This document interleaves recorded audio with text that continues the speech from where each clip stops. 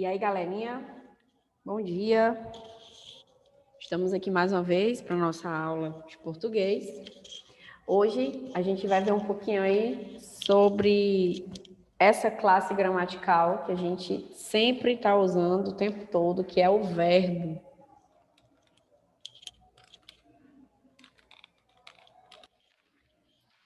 Vocês podem acompanhar aí comigo no livro de vocês, na página 29. Aqui, ó. Tá? Vou explicar detalhadamente o que é verbo, qual a função, onde que muda, onde que usa, tá bom? Deixa eu colocar aqui pra gente poder acompanhar exatamente.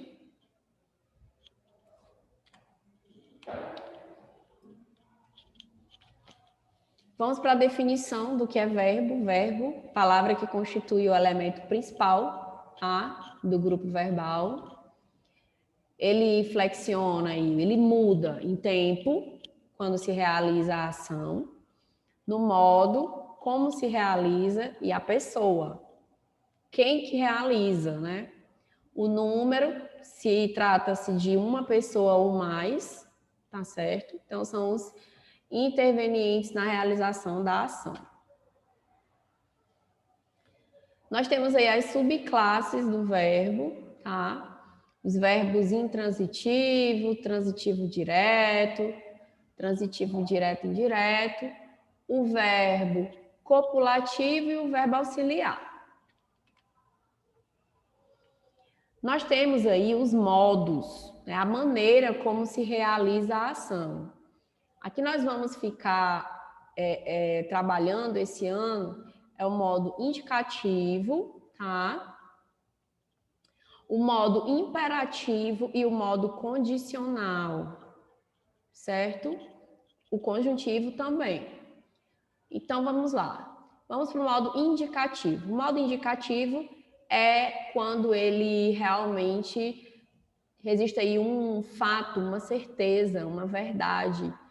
A ação com certeza aconteceu, com certeza está acontecendo, ou com certeza vai acontecer, certo?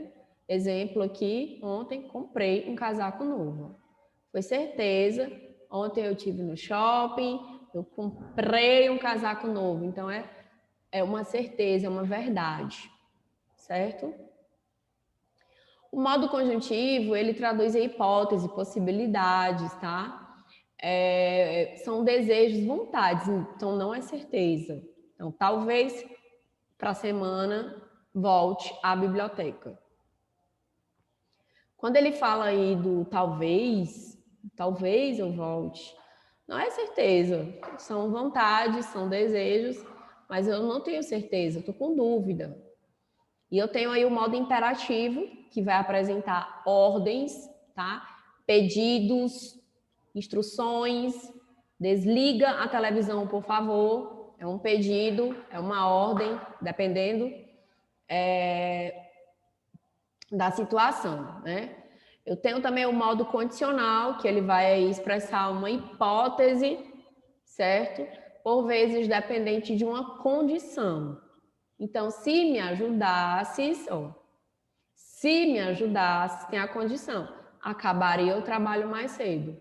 Então, aqui eu tenho um modo condicional.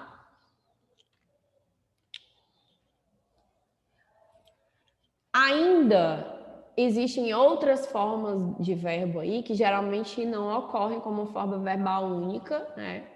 E aí vai variar no tempo, que eu tenho aí o infinitivo, eu tenho aí o particípio e tenho o gerúndio, tá?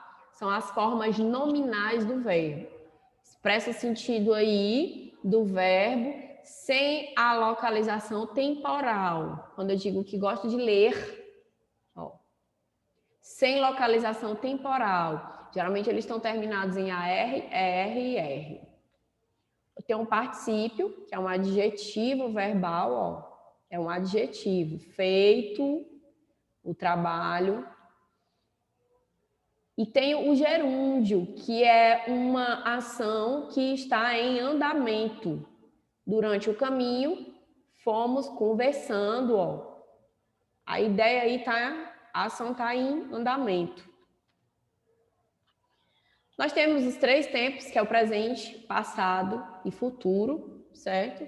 E dentro desses tempos aí, nós temos o presente, que são a ação que está acontecendo no exato momento, certo?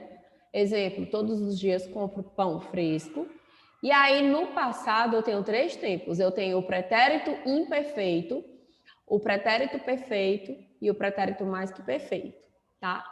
O pretérito imperfeito é ações que acontecia no passado várias vezes, sempre acontecia, constantemente, né?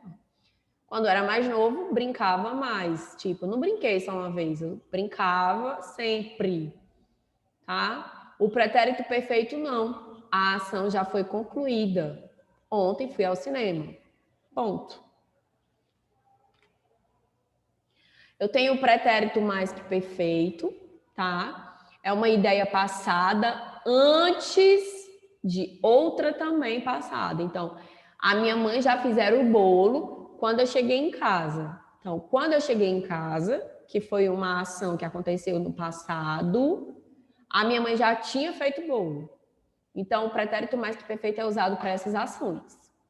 Ah, eu tenho o futuro, que é uma ideia aí, uma ação que vai se realizar posteriormente.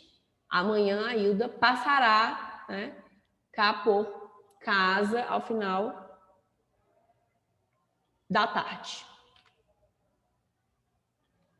Eu vou ter aí os verbos regulares e os irregulares.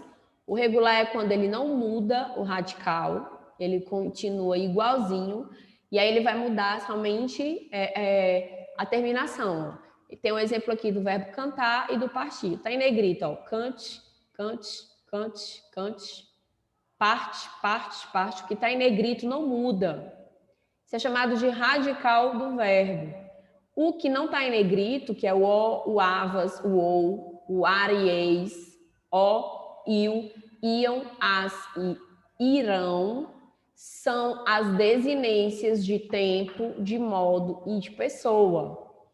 E aí, quando o verbo ele simplesmente vai mudar só essa parte aqui, ó, as desinências, aqui eu chamo de radical, e o radical não muda, é chamado de verbo regular. O verbo irregular é quando ele tem alterações no radical. É o caso do verbo fazer e pedir. Olha como mudou. Ó, faça cedilha. Aqui, fa com Z. Faça cedilha. Fize. A mesma coisa acontece com o verbo pedir. Pé cedilha. Pé de. Pé cedilha. Viu? Não repete. Não é igual. Eu tenho os verbos defetivo, né? Eles apresentam uma conjugação incompleta, pois não se flexionam em todas as formas possíveis, tá? Verbos aqui faltam apenas as formas de algumas pessoas. Exemplo, falir, retorquir e reaver. Os verbos que se flexionam apenas no infinitivo, na terceira pessoa do singular, chover, relampejar, anoitecer e haver. Aqui não tem primeira pessoa, tá? E verbos que se flexionam apenas no infinitivo e na terceira pessoa do singular e do plural, que é o miar, que é vozes de animais. São chamados de verbo defetivo. Então é isso. Um beijo da tia Vanessa. Vocês vão fazer as atividades aí da página 29 até a página 35. Fiquem com Deus. Na nossa videoconferência a gente tira todas as dúvidas. Tchau, tchau.